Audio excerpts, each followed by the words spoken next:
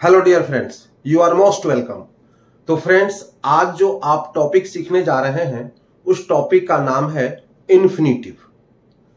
Infinitive एक verbal noun होता है। वर्ब का टू पार्ट होता है। फर्स्ट पार्ट का नाम है फाइनाइट वर्ब और सेकेंड पार्ट का नाम है नॉन फाइनाइट वर्ब। इन दोनों में क्या डिफरेंट है? हालांकि एक वीडियो में बना चुका हूं, लेकिन फिर भी मैं यहां समझा देता हूं। यानी सब्जेक्ट के पास जो वर्ब आते हैं और वो सब्जेक्ट के पर्सन, नंबर और टेंस के अकॉर्डिंग जो चेंज हो जाता है वो फाइनाइट वर्ब कहलाता है। जो वर्ब सब्जेक्ट के पर्सन, नंबर और टेंस के अकॉर्डिंग चेंज नहीं होता है वो नॉन फाइनाइट वर्ब कहलाता है। तो non finite verb three types के होते हैं। फर्स्ट इन्फिनिटिव, सेकेंड जेरंड और थर्ड पार्टिसिपल। तो आज जो हम लोग सीखने जा रहे हैं ये इन्फिनिटिव सीखने जा रहे हैं, लेकिन ये नॉन फाइनाइट पार्ट का जो इन्फिनिटिव है वो अभी हम सीखने नहीं जा रहे हैं। ये इसका एक अलग वीडियो हम बनाएंगे। आज हम जो डेली यूज में जो सेंटेंस आता है उस पर हम इन्फिनिटिव वाले वर्ब को सीखने जा रहे हैं। यानी टू के बाद अगर वर्ब के फर्स्ट फॉर्म आ जाता है तो वो इन्फिनिटिव वर्ब कहलाता है और यह एक नाउन का कार्य करता है और इसे हम वर्बल नाउन भी कहते हैं। तो आए हम लोग सबसे पहले स्ट्रक्चर समझें और स्ट्रक्चर के बाद सेंटेंस के थ्रू इसे अच्छी तरह से समझने की प्रयास करें। और ये काफी इंपॉर्टेंट है। हमें बोलचाल की भाषा में जब हम इंग्लिश में टॉकिंग करते हैं तो हम अधिकांशतः इस सेंटेंस को हम यूज करते हैं। और यही नहीं, ये एग्जामिनेशन के दृष्टिकोण से भी ये काफी इंपॉर्टेंट है। तो आए हम लोग स्टार्ट करें। तो देखें, सबसे पहले स्ट्रक्चर यहां दिया है इन्फिनिटिव टू प्लस वर्ब के फर्स्ट फॉर्म, और ये पार्ट वन है। इसके हम टू पार्ट बना रहे हैं। ये फर्स्ट पार्ट है और इसके बाद एक सेकेंड पार्ट होगा। ये फर्स्ट पार्ट है वर्ब टू बी पर, और जो सेकेंड पार्ट बनेगा वो वर्ब टू हैव पर वो वीडियो बनेगा। तो इसलिए ये देखने के बाद उसको भी अवश्य देखेंगे। तो यहां देखें, एस फॉर सब्जेक्ट, वर्ब में देखें am, is, are, was, were plus to plus verb का फर्स्ट फॉर्म प्लस ऑब्जेक्ट या अदर वर्ड्स, ये स्ट्रक्चर है। ये एम, इज, आर, इससे प्रेजेंट टेंस का पता चलता है। वाज वर्ब से पास्ट टेंस का पता चलता है। और इन वर्ब के बाद जो ये ऑक्सिलरी वर्ब है, ऑक्सिलरी वर्ब के बाद वर्ब टू लग करके वर्ब के फर्स्ट फॉर्म आएगा। तो यही इन्फिनिटिव बन जाता है। और इस तरह की सेंटेंस हम डेली यूज करते हैं जब हम इंग्लिश में टॉकिंग करते हैं। तो अब ये से देखें, एम, इज, आर के बाद जब वर्ब के फर्स्ट फॉर्म आता है टू लग करके तो ये चला जाता है फ्यूचर एक्शन में। Future action. और वाज वर्ब चला जाता है अनरियल पास्ट में। तो देखिए यहां पे दोनों का अलग अलग सेंस दिया गया है, इसे ध्यान से समझेंगे। एम इज आर के बाद अगर इन्फिनिटिव आता है, ये टू बी इन्फिनिटिव यहां पर हो गया,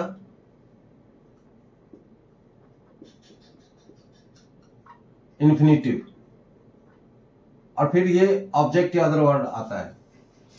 तो देखिए यहां पे एम इज आर के बाद अगर इन्फिनिटिव आता है तो वो सेंस फ्यूचर एक्शन में चला जाता है, और वाज वर्ड के बाद अगर इन्फिनिटिव आता है तो इसका सेंस अनरियल पास्ट में चला जाता है।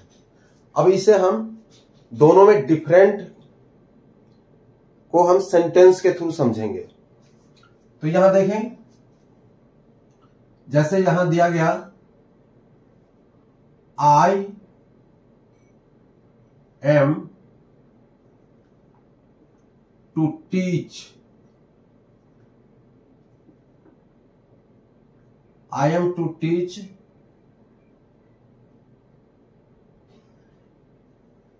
students.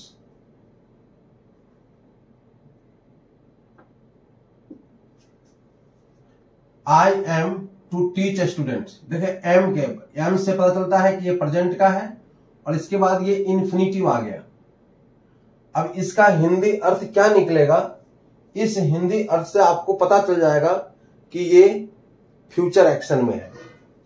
तो I am to teach students, अब यहां पर आई का हिंदी क्या हो जाएगा, मुझे स्टूडेंट्स यानी विद्यार्थियों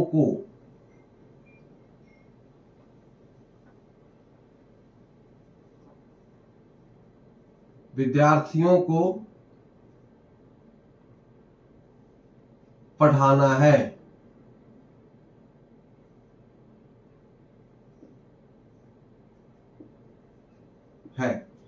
तो ये टू टीच जो है ये नाउन का कार्य करता है, और जिस वर्ब के एंड में हिंदी में अगर ना ने नी लग जाता है तो वो नाउन का कार्य करता है। जैसे पढ़ना, दौड़ना, खेलना, हंसना, गाना, ये सभी यह एक नाउन का कार्य करता है। और देखिए मुझे विद्यार्थियों को पढ़ाना है, तो पढ़ाना है सेंटेंस है प्रेजेंट में, लेकिन एक्शन जा रहा है इसका फ्यूचर में। और भी सेंटेंस देखें, she is to go to Jaipur.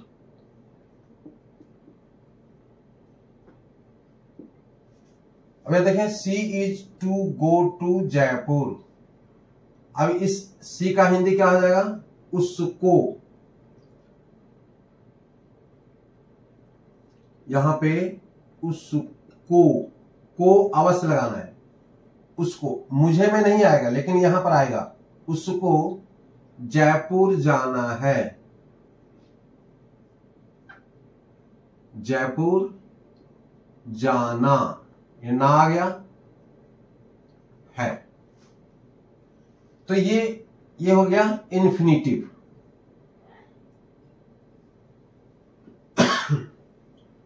इसी तरह से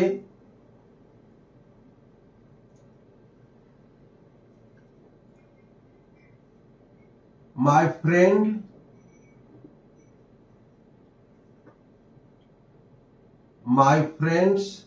फ्रेंड्स कर दिए, माय फ्रेंड्स आर टू कम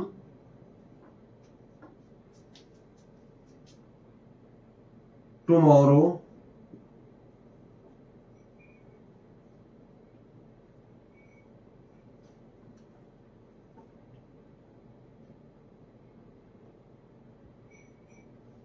तो my friends are to come tomorrow. अब यहां पर क्या होगा, मेरे दोस्तों को,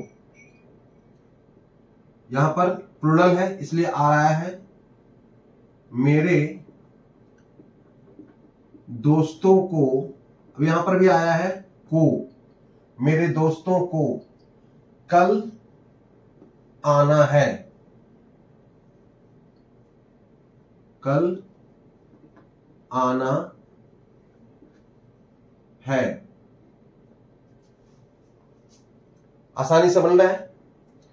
इस सभी ये फ्यूचर का पता चलता है, फ्यूचर एक्शन का पता चलता है।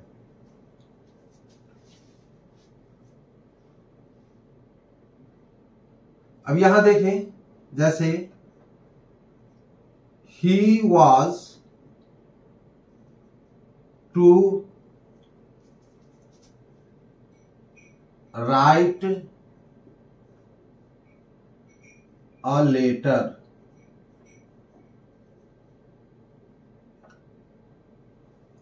तो he was to write a letter, उसको एक पत्र लिखना था।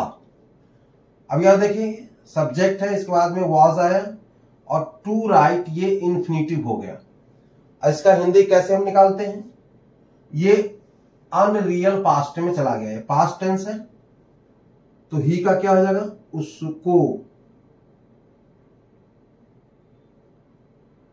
उसको एक पत्र लिखना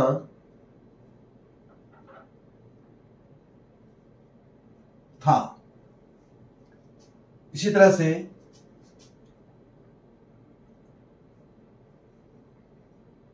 देवर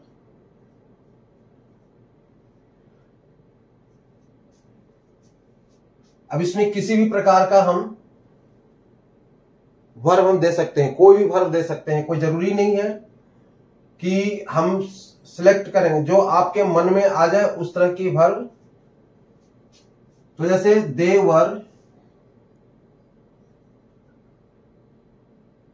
देवर टू प्ले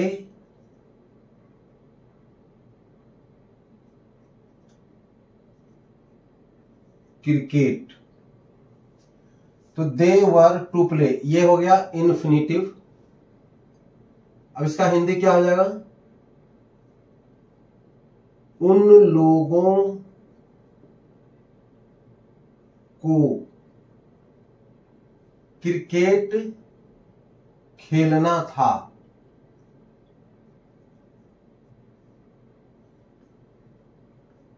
क्रिकेट खेलना था। अब यहां देखें 3 सेंटेंस प्रेजेंट में दिया गया है, एम पर, इज पर और ये आर पर। एम इज आर तीनों पर प्रेजेंट में दिया गया है, एम इज आर। और वाज और वर ये 2 पास्ट में दिया गया है। दोनों में क्या डिफरेंट है? प्रेजेंट वाले से पता चलता है उस सेंटेंस का जो एक्शन है वो फ्यूचर में चला जाता है, और पास्ट वाले का जो अनरियल मतलब जो होना था वो नहीं हो सका, नहीं हुआ कार्य। यानी जैसे ही was to write a letter, उसको एक पत्र लिखना था लेकिन नहीं लिखा, तो अनरियल पास्ट में चला गया। दे वर टू प्ले क्रिकेट, उन लोगों को क्रिकेट खेलना था यानी नहीं खेला, तो जो कार्य होना था वो नहीं हुआ, ऐसे को हम पास्ट टेंस में ले जाएंगे। और जो कार्य करना है हमें, तो ऐसे सेंटेंस वो फ्यूचर टेंस में चला जाता है, यानी फ्यूचर एक्शन में चला जाता है। तो इस तरह से इसको आप समझ गए होंगे। कुछ और हम एग्जाम्पल लेते हैं। कोई भी टॉपिक जब तक आप एग्जाम्पल को नहीं समझेंगे, एग्जाम्पल से ही आपको समझ में आएगा उस टॉपिक को। इसलिए आप खुद प्रैक्टिस करें, इस तरह की सेंटेंस आप अपने कॉपी पर लिखें, उस पर बनाएं, फिर अपने माइंड में बनाएं, तो वो टॉपिक अच्छी तरह से आपको समझ में आएगा। और जब तक सेंटेंस बनाने नहीं आएगा तब तक आप इंग्लिश न लिख सकते हैं सही और न बोल सकते हैं सही। ये ध्यान दें, इसे देख लें अच्छी तरह से।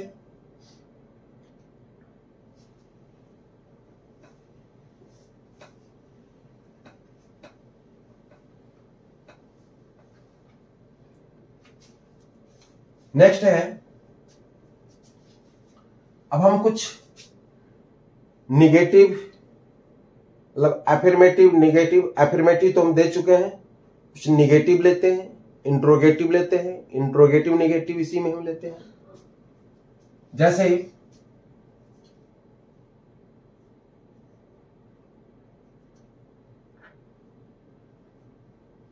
राम इज, यहां पर अभी हम ऑक्सिलरी वर्ब यानी वर्ब टू बी का हम यूज करेंगे, मेन वर्ब का यूज नहीं करेंगे। मेन वर्ब का यूज हम जो वो इन्फिनिटिव है, नॉन फाइनाइट में जो इन्फिनिटिव आता है उसको हम यूज करेंगे।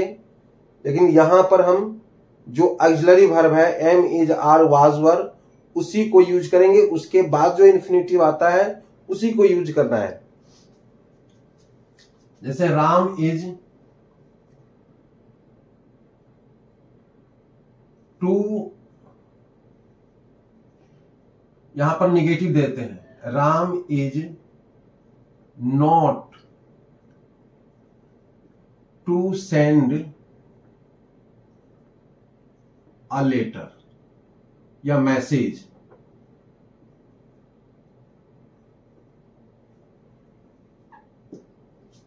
तो Ram is not to send a message, यानी राम को मैसेज नहीं भेजना है। क्या हो जाएगा? राम को, यहां पर जब हम लिखेंगे तो राम के साथ को अवश्य आना चाहिए। राम को मैसेज यानी संदेश नहीं भेजना है, तो राम को संदेश नहीं भेजना है, बन गया। इसी तरह से इसको जब हम इंट्रोगेटिव में लेंगे तो जैसे are we to think about you, question mark. कहता है आर वी, ये आर पहले आ जाने से ये सेंटेंस यस नो इंट्रोगेटिव हो गया। आर वी टू थिंक, अब ये है इन्फिनिटिव, यहां पर ये था इन्फिनिटिव, नॉट लगने से ये निगेटिव सेंटेंस बन जाता है। और जब नॉट नहीं होता है तो क्या होता है? वो अफर्मेटिव होता है। इसमें are we to think about you, ये इंट्रोगेटिव हो गया।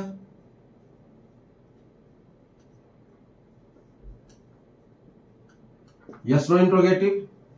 अब इसको हम हिंदी कैसे निकालेंगे? तो क्या हम लोगों को तुम्हारे बारे में सोचना था? क्या या हमें, ये प्लूरल क्या आता है? वी से अपने लिए, यानी जो एक से अधिक जो ग्रुप में आता है उसके लिए हम वी का यूज करते हैं। तो क्या हमें तुम लोगों के बारे में सोचना था? क्या हमें तुम लोगों के बारे में, थिंक मतलब सोचना था, सॉरी सोचना है क्योंकि ये प्रेजेंट है। क्या हमें तुम लोगों के बारे में सोचना है? एक सिर्फ एक वर्ड चेंज होने से मीनिंग चेंज हो जाता है। अब यहां देखें, जैसे was he not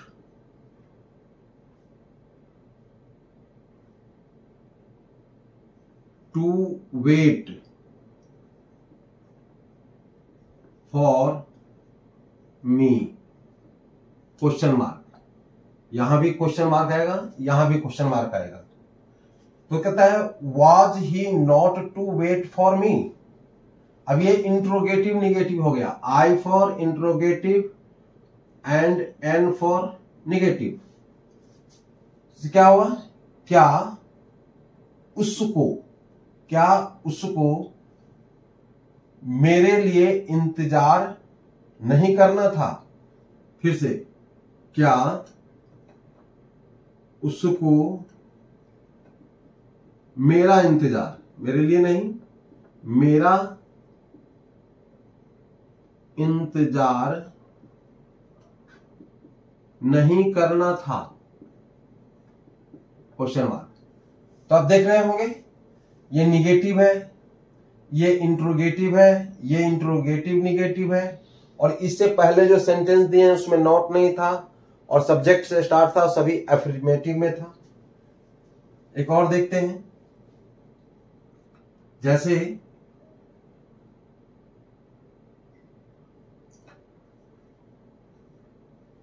boys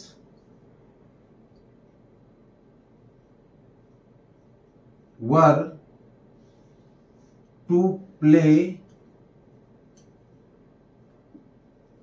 in this park. Boys were to play, ये इंफिनिटिव हो गया, यहां भी ये इंफिनिटिव था। तो boys were to play in this park, यानी लड़कों को इस पार्क में खेलना था। देखें, लड़कों को इस पार्क में खेलना था। अब ये एफर्मेटिव हो गया, ऐसे सेंटेंस हम क्या कहते हैं, एफर्मेटिव। अब ध्यान देंगे कि इसमें प्रेजेंट और पास्ट दोनों आ गया है। प्रेजेंट से फ्यूचर एक्शन का पता चलता है और पास्ट से अनरियल पास्ट का पता चलता है। हिंदी सेंटेंस को पढ़ने के बाद, समझने के बाद आपको अच्छी तरह से समझ में आ गया होगा। जहां जहां भी ना लगा हुआ है हिंदी में, वहां वहां सभी इन्फिनिटिव है। तो मैं समझता हूं कि ये पार्ट फर्स्ट है, एक पार्ट हम सेकंड देने जा रहे हैं अगले वीडियो में। जो टू है पर, ये था टू बी, इसको हम क्या कहते हैं, am is are was verb को हम क्या कहते हैं, टू बी। और अब हम टू है पर बनाएंगे। अगर ये वीडियो आपको पसंद हो, ये टॉपिक आपको पसंद हो, तो आप अवश्य सब्सक्राइब करेंगे, लाइक भी अवश्य करेंगे कि लाइक से मनोबल बढ़ता है, शेयर भी करेंगे और सब्सक्राइब अवश्य करेंगे जो न्यू आए हुए हैं, ताकि आप लोगों को टाइम टू टाइम नोटिफिकेशन मिलता रहे। फिर अगले वीडियो में मिलेंगे, तब तक के लिए बाय, जय हिंद।